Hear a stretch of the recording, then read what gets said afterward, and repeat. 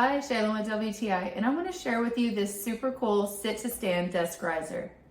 This is the TechOrbits Black Desk Converter 37-inch high adjustable sit-to-stand riser. And I love it just for that I am able to go from sitting to standing with just a pull of this lever, and it will rise right up to where I can stand, and it's at the perfect height for me to look straight on to the computer screen, so it's not going to have any of the strain in my neck. I'm just able to stand and work and take a little bit of that pressure off of my back and neck. I love that when I am standing, I definitely am feeling a little more productive, like I get a little more movement in. Definitely helps support my energy level, and I kind of probably get some steps in by moving around more.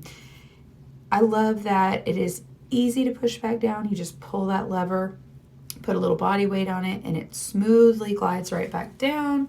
Like I said, you don't have to worry about the things that are on there because it's just gonna work well.